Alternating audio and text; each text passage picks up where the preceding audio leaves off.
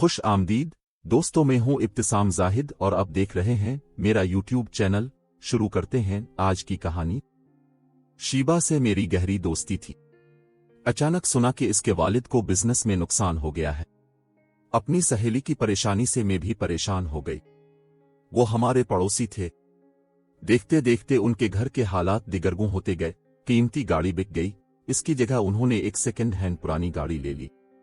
ان کے گھر میں 3 نوکر تھے، ایک ڈرائیور، ایک مالی اور ایک گھریلو کام کے لیے ملازم۔ اب صرف ڈرائیور باقی رہ گیا جو ڈرائیونگ کے ساتھ دیگر کام بھی کرتا۔ شیبا کے بھائی منور کو پہلے بیرون ملک بھیجوانے کا پروگرام تھا، پھر اسے مقامی کالج میں داخل کرا دیا گیا۔ منور اچھا لڑکا تھا، میرے گھر والے اسے پسند کرتے تھے۔ اس کے ہمارے گھر آنے جانے پر بھی ان کو کوئی اعتراض نہ تھا۔ میں انگریزی میں کمزور تھی، شیبا کا بھی کچھ ایسا ہی حال تھا۔ وہ اپنے بھائی سے انگلش کے مضمون میں مدد لیتی تو میں بھی اس کے ساتھ پڑھ لیا کرتی۔ کبھی کبھار کچھ سمجھنا ہوتا تو منور میری ہیلپ کر دیتا تھا۔ وہ بہت سنجیدہ لڑکا تھا، اس کی خاموشی پر مجھ کو حیرت ہوتی تھی۔ اس کی سنجیدگی گھریلو ماحول اور ان کے بدلتے ہوئے حالات کی وجہ سے تھی۔ شیبا پر بھی ان دنوں سکوت طاری تھا۔ وہ مجھے اپنے حالات سے آگاہ کرتی رہتی تھی۔ ان سے قسمت اس قدر خفا تھی کہ اب فیس اور ضروری تعلیمی اخراجات کے لیے بھی رقم نہ رہی تھی۔ میں اپنی سہیلی کی باتیں سنتی تو بہت دکھ ہوتا تھا۔ جب یہ لوگ شروع میں آئے تھے ان کے یہاں کسی شے کی کمی نہ تھی، روپے کی ریل پیل تھی، اور اب یہ عالم ہو گیا تھا کہ ہر شے ادھار پر چل رہی تھی۔ ایک دن ابو گھر آئے تو کچھ پریشان لگ رہے تھے۔ کہنے لگے، صفدر کی ماں، آج میں ایک بہت بری خبر سن کر آیا ہوں۔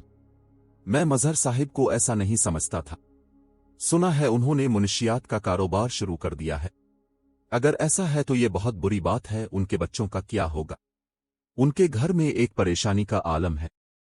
اس پریشانی کے عالم میں کسی پست حوصلہ آدمی کی طرح مظہر نے بھی منشیات میں پناہ ڈھونڈ لی ہے۔ شروع میں کسی کو اس بات کا یقین نہ آیا، لیکن یہ ایک حقیقت تھی، انکل واقعی ہیروئن بیچنے لگے تھے۔ جب شیبا کی ماں کو پتہ چلا، اس نے خاوند کو منع کرنا چاہا، مگر مرد خود مختار اور اپنی مرضی کے مالک ہوتے ہیں۔ بیچاری عورت کی کب سنی جاتی ہے۔ شیبا کے دونوں ماموں آئے۔ انہوں نے بھی انکل مظہر کو اس امر سے باز رکھنے کی کوشش کی۔ انہوں نے کہا، اگر آپ کی رضا ہو تو سرمایہ ہم آپ کو دلوا دیتے ہیں، لیکن خدارا آپ کسی غلط کام میں نہ پڑیں۔ جب ایک بار کوئی اس دلدل میں اتر جاتا ہے تو پھر وہ کب باہر آ سکتا ہے؟ یہی انکل کا معاملہ تھا۔ وہ دلدل میں اتر چکے تھے، لہذا انہوں نے اپنے سالوں کو یہ جواب دیا کہ میری مدد کرنا تھی تو اس وقت کرتے جب میرے بچوں کے لیے روٹی دال کے لالے پڑ گئے تھے۔ تب کیوں نہیں خبر لی؟ اب جب میں نے نئے بزنس میں قدم رکھ دیا ہے اور روپیہ بھی آنے لگا ہے تو آپ کو میری بھلائی سوچ رہی ہے۔ اب میں آپ کا احسان لینے سے مر جانا بہتر سمجھوں گا۔ یہ ٹکا سا جواب سن کر وہ لوگ مایوس ہو کر چلے گئے، لیکن اس کے بعد مظہر صاحب نے بیوی کی پٹائی کر ڈالی اور اسے یہ سبق اچھی طرح سے سکھا دیا کہ آئندہ اس کے رشتہ داروں نے ان کے کاروباری معاملات میں مداخلت کی تو تم کو طلاق دے دوں گا۔ میں سونے کا کاروبار کروں، مٹی کا، اس بات سے تمہارے بھائیوں کا کوئی لینا دینا نہیں۔ وہ دن آخری ثابت ہوا۔ اس کے بعد شیبا کی ماں نے میکے میں اپنے گھر کے حالات بتانے سے توبہ کر لی۔ اب ان کے گھر کے مالی حالات پھر سے سدھرنے لگے، بینک بیلنس بڑھنے لگا، گھر کا خرچہ پہلے کی طرح کھلا چلنے لگا، تاہم اکثر اوقات ان کے گھر میں بے سکونی اور کشیدگی بھی محسوس ہوتی تھی۔ جب لوگ منور سے کہتے کہ تمہارا باپ ہیروئن کا دھندا کرتا ہے، ان کو روکو تو وہ اپنے والد سے کہتا، ابو جان آپ جو کام کر رہے ہیں اس سے باز آ جائیے ورنہ کسی دن عزت مٹی میں مل جائے گی اور لوگ ہم سے کلام کرنا پسند نہ کریں گے۔ باپ بیٹے کے منہ سے ایسے بڑے بول سن کر خفگی محسوس کرتا اور منور کو احمق کا بچہ کہہ کر دھتکار دیتا۔ منور باپ کا غصہ دیکھ کر سہم جاتا اور مظہر انکل کی بیوی بھی ان سے ہمہ وقت ڈری سہمی رہنے لگی۔ ایک دن پولیس کا چھاپا پڑا اور وہ انکل مظہر کو پکڑ کر لے گئے۔ گھر کی بھی تلاشی لی گئی لیکن گھر سے کچھ بھی برآمد نہ ہوا۔ لیکن اس واقعے سے گھرانے کی عزت و آبرو مٹی میں مل گئی اور منشیات کے کاروبار کے لیبل نے ان لوگوں کی ساری خوشیاں نگل لی۔ باپ جیل میں تھا۔ اس دوران تمام بوجھ منور کے کندھوں پر آ پڑا۔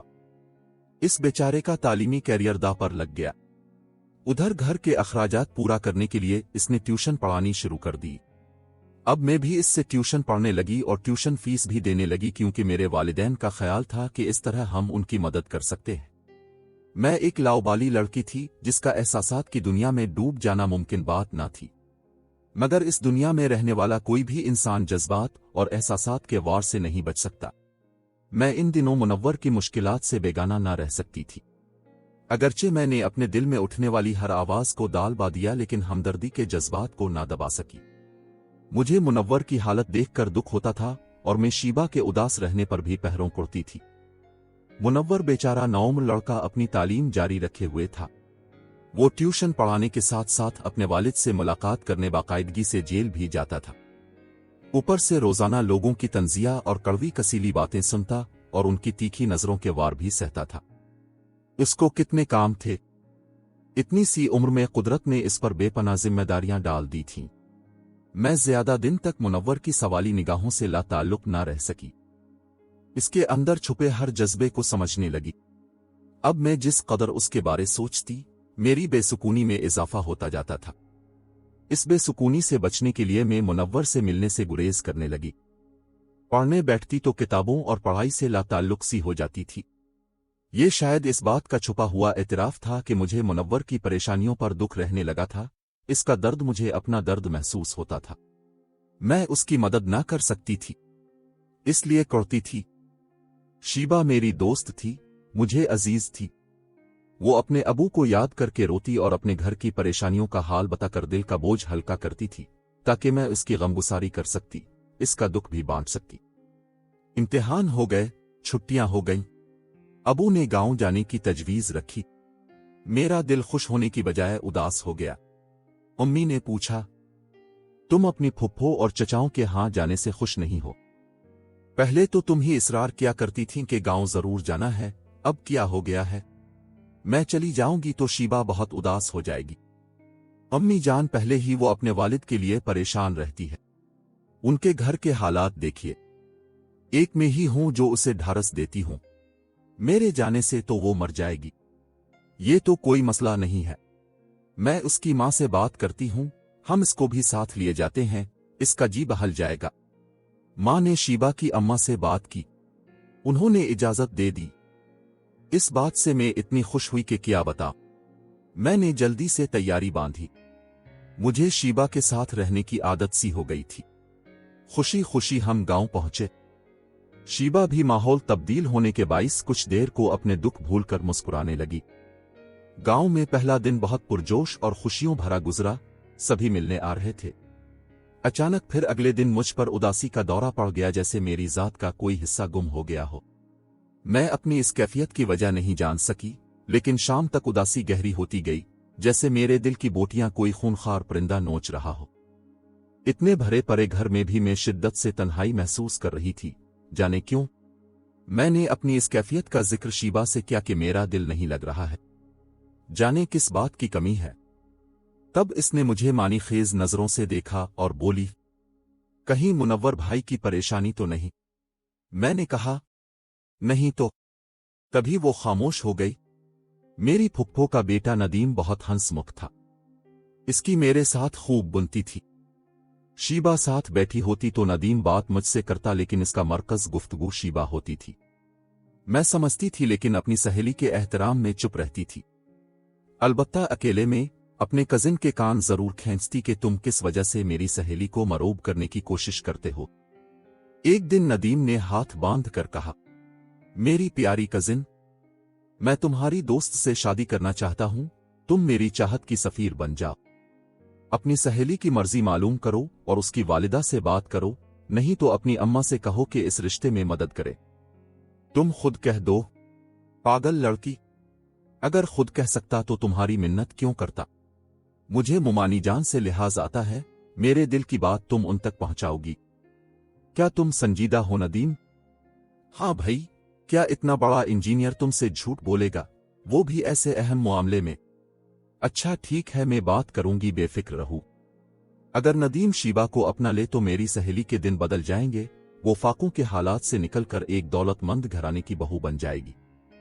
खुशियां इसका मुकद्दर बन सकती हैं और फिर नदीम भी अपने ससुर की रिहाई में मददगार हो सकता है। क्यों ना मैं कोशिश करूं अपनी सहेली को अफसुर्दगी के समंदर में से निकालने के लिए। मैंने पहले शीबा से पूछा। उसने कहा, नदीम अच्छा लड़का है।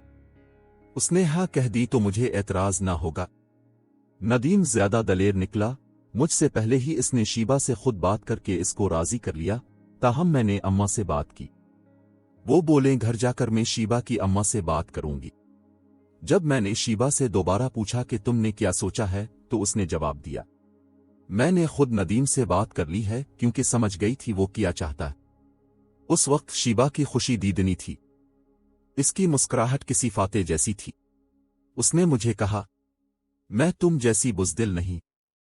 आजकल अच्छे रिश्ते कहाँ मिलते हैं, और तुम्हारे नदीम भाई में कौन सी कमी है।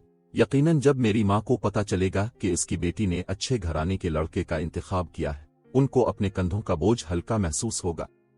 हम कुछ दिन गांव रहने के बाद शहर वापस आ गए। स्टेशन पर हमें लेने मुनव्वर आया हुआ था। मुझे देखकर उसने सर को झुका लिया। बेहद कमजोर और थका थका लग रहा था, जैसे बरसों के रुत जगह भगत चुका हो। हम दोनों संजीदा और कम गो थे। मैं इससे बहुत कुछ कहना चाहती थी, मगर जब भी कुछ कहना चाहती मेरी जबान गुम हो जाती थी। जबान पर भारी ताले लग जाते थे। एक रोज नदीम भाई और उसके वालिदैन गांव से हमारे घर आए। वो अपने वालिदैन को रिश्ते के लिए मिना कर लाया था, लेकिन शीबा की अम्मा ने कहा कि अभी हमारे हालात ऐसे हैं कि उन हालात में बेटी की शादी मुश्किल है। मेरा खावंद जेल में है और मोहल्ले वाले हमसे मुंह फेर चुके हैं। एक अब का घराना है जो हमसे ताल्लुक निभा रहा है। अम्मा उनकी मजबूरी समझ चुकी थी। उन्होंने फुप्पो से कहा कि बेटी को सादगी से रुखसत करने के लिए भी तो आखिर कुछ न कुछ रकम दरकार होती है। वाकई उनके हालात ऐसे हैं कि 2 वक्त का चूल्हा जलना मुश्किल हो रहा है। मुनव्वर कॉलेज से आकर सारा दिन ट्यूशन पढ़ाता है।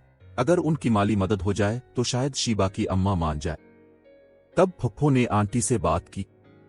कहा कि हम शादी का दोनों तरफ का खर्चा खुद उठाएंगे, जहेज भी नहीं लेंगे।